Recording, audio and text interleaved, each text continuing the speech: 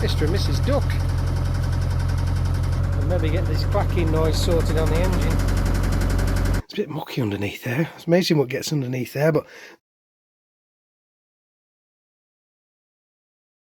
now then, and welcome to the video. This week we're on the move. As you all know, we've been stuck on some winter moorings. We went down the Glassenarm in November, I think it was. Yeah, end of November. And we contacted Aquavista, who have Glassen Marina, and asked if we could stop there for about 3 months, 4 months. We actually stopped 4 months in the end because I'd forgotten to cancel the moorings, so we had an extra month on there. But it was really well priced. There was no electric hookup. There was water some of the time because it got a bit cold. We did have a lovely mooring right next to a church. It was really gorgeous.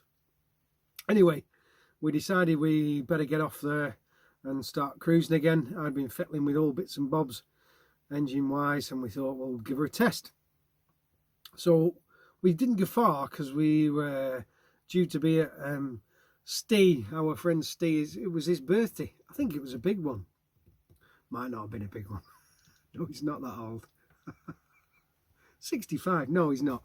Anyway, Steve was having a birthday, so we needed to stay there for a couple of weeks. It was Steve's birthday, so we decided we would stay in the basin, Glassen Basin there, just for the weekend, so that we could say happy birthday to him. And then we were deciding we were going to go up the locks at a later date. Well, not all was well on Narrowboat, Laura. Our food was beginning to spoil. During the winter months, we keep our food in a box, cool box, outside, just because it's cold enough for it not to spoil. But the weather was getting warm, so it was time to wrap up the fridge, which Julie decided not to. Good old Narrowboat Laura, always fighting back. So that's something I had to fix. So our plans for the weekend were pretty busy. We had to move the boat, and we also had to fettle with that fridge. Let's crack on. Well, this has been our home for the last 4 months, but it's time now to move on. So I've just got to take up that pallet there that we were using to get on and off the boat, where I took most of my shin off, and move on. As you can see, spring has definitely sprung now. There's an absolutely gorgeous spot to moor this. It was lovely, little ting of the bell on a Sunday morning. Very nice, but sadly we must move on. So I've just got to take that up, put the bike on the roof, unhitch, and we're off.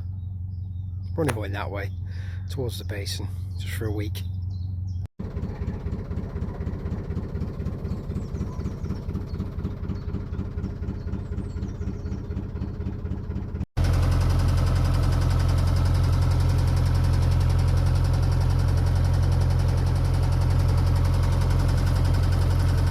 Mr. and Mrs. Duck.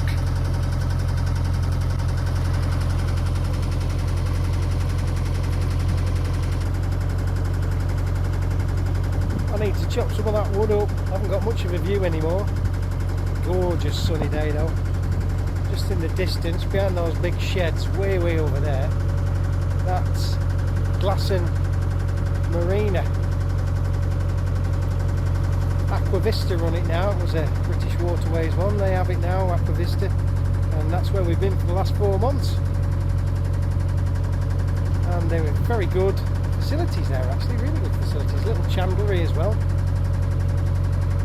Check the website for the opening hours. It can be a bit short, a bit out of the ordinary, but cracking little shop, got plenty in it. And the people who are actually on the marina are a good bunch as well. Nice bunch.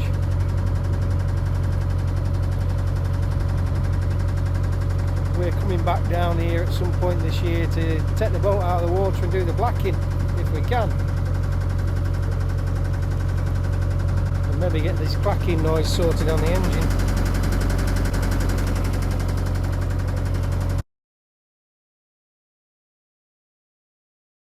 What a lovely cruise. It was a beautiful day. Not only had I noticed that the engine needed faffing with, but I'd already had to have a bit of a fettle with another broken piece of equipment on Narrowboat lorry. Yeah, the fridge had gone, the gas would no longer light, so I had to take it out and give it a proper good clean.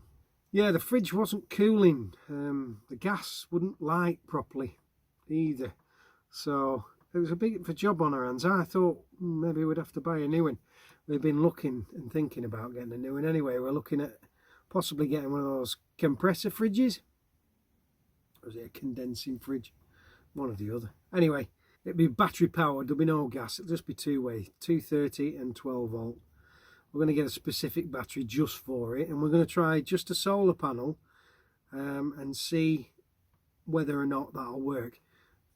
The reason why we don't use the fridge for 4 months of the year is because it's cold enough in the winter time, and in the summertime we get plenty of solar, so that should keep the battery topped up and the fridge working when we need it. Anyway, let's have a look and see how we got on with that fridge. Well, our fridge has stopped working. I don't know if you can see that, it seems a bit blurry, but this little mark here usually should be in the green. We're using it on gas because we don't actually have any 240 hookup at the moment, so and it doesn't work on the battery because it's not connected to it, that I can tell anyway.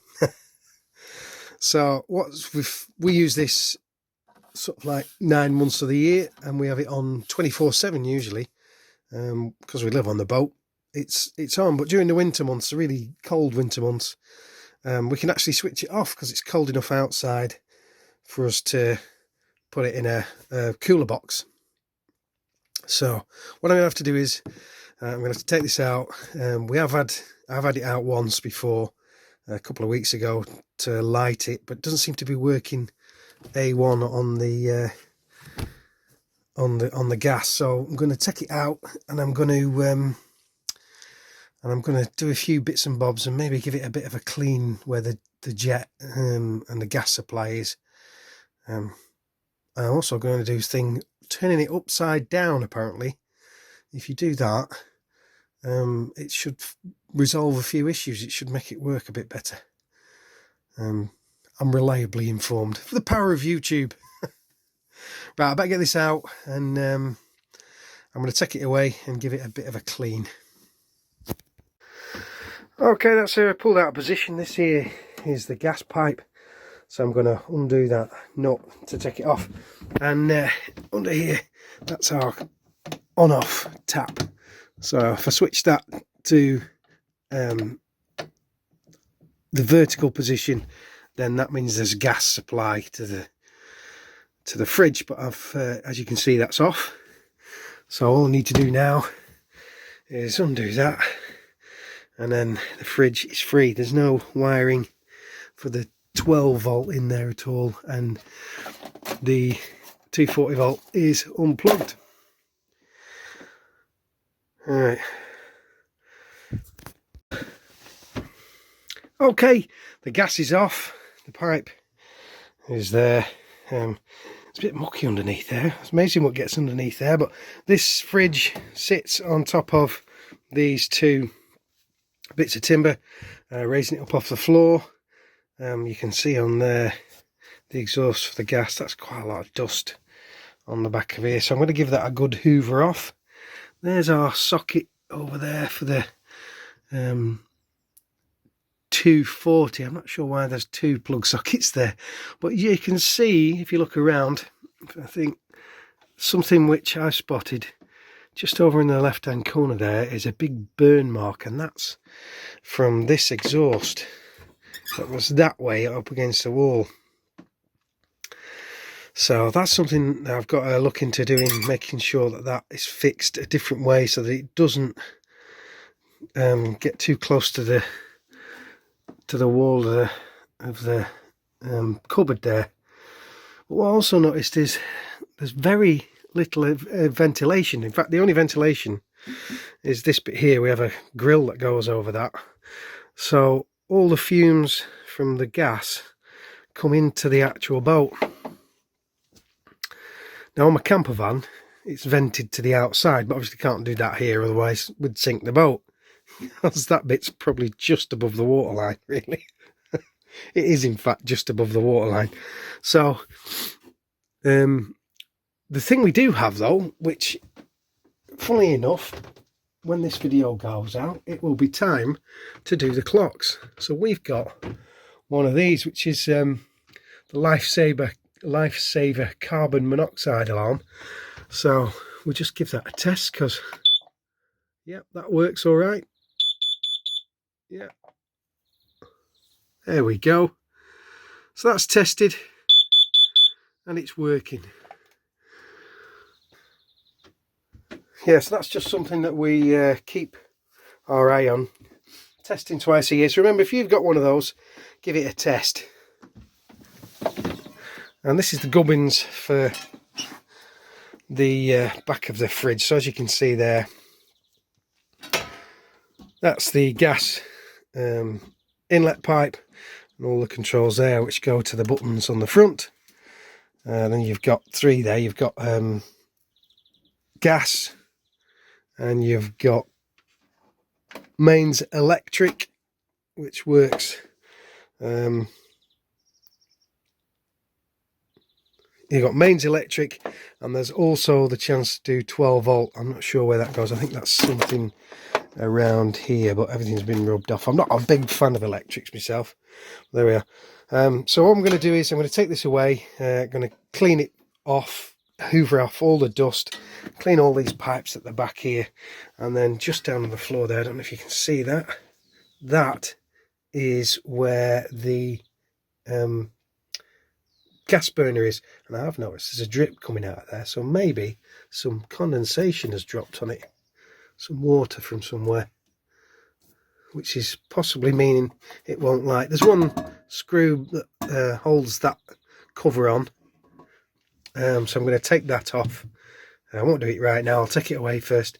I'll take that off, and then there's a jet behind there that needs probably a good clean up, and the burner and everything, and hopefully that should theoretically give us a working gas fridge again. Righto, so I've got a cup of brew, and what I'm going to do is I'm going to give this a clean off before we start. I'm just going to get this hoover off all the dust. I've got a brushy one here for getting these bits on this, and then I'm going to start taking off the bits that I need to get at that burner.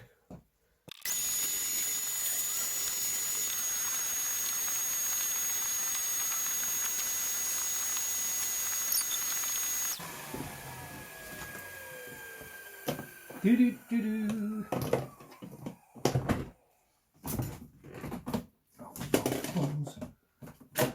Oh, I've ruined it now. Oh, stop blocking that. Right, so that's all cleaned off now, dusted off and what have you. There's still some dust on there, but I'm not going to go too mad. It's only going to get dusty again. And as long as there's not too much on there, it's usually alright. There's no fire risk or anything like that. Right, so next job, we're going to get this plastic holder off. That's where any condensation goes in.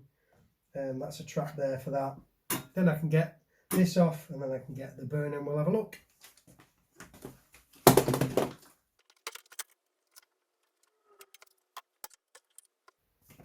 Ooh, minky stuff in there. Ooh. So that just clipped over. There wasn't any screws actually holding it in. So, but it doesn't look great. There's a little bit of a crack in the plastic thing. I'm going to try and see if I can get one of these, a new one of these, just in case that one busts next time I do it. We'll give it a wash out, and then we'll get on with that.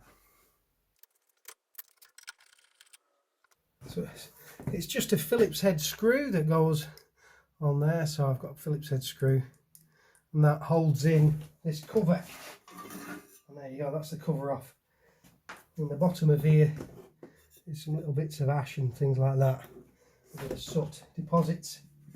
Let's have a look at the thing itself.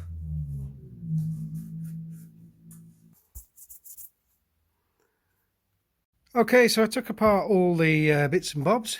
As you can see, that's the gas pipe in. That's the electrodes for the sparky thing. You can see all that dirt there. But when I dropped out this little thing here, which is the jet, from that big gas cup there, all that muck fell out. So I'm going to give this a proper good clean out, a bit of a blowout, clean, make sure that pinhole there's all right, that jet is okay, and then we can put it back together, and fingers crossed there should be no more problems with it. Hopefully it'll work again. Right, I'll probably shut you down for these bit as I did the bit before, because unfortunately it's hard work to hold a camera and undo a nut at the same time. I've only got one pair of hands. Okay, that's all the bits cleaned. I've given that a blow through, given that a blow through.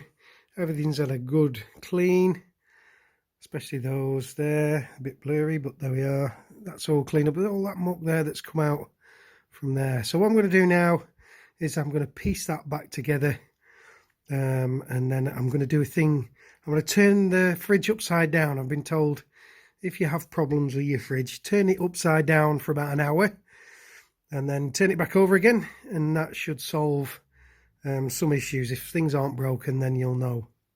So let's do it. That was an absolute pig to get back on. There you go, that's it all put back together. They're all in position. There's a little nut that holds that down. That's all nice and tight, and then that just screws into there. What I'm going to do before I do any of this is I'm going to check that there's no leaks. So when I attach the pipe up the top, I'll smear a bit of ferroliquid. Well, other brands are available.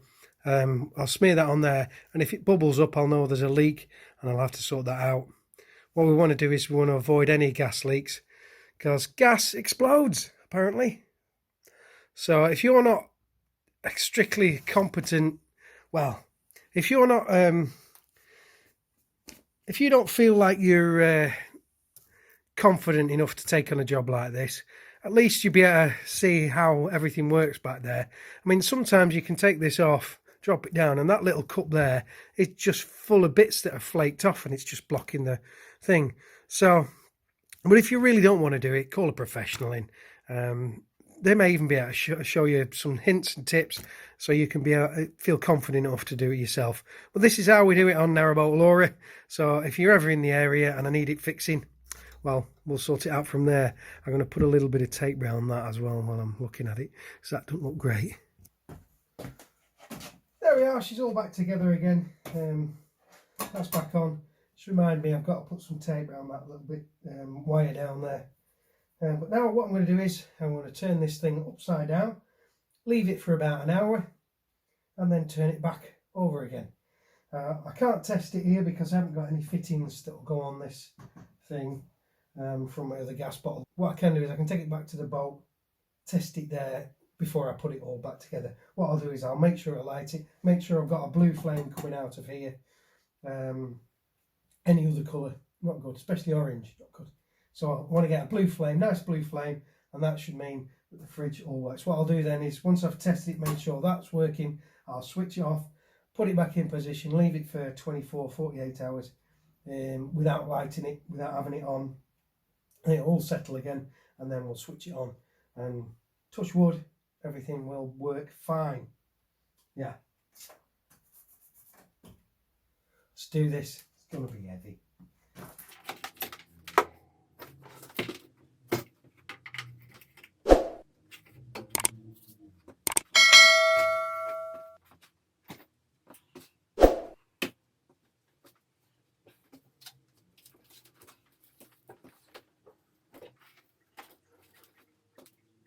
I could just hear the liquid gurgling as it's going through here, so I'll make sure it goes all the way over to the top, and then we'll go from there. Oh.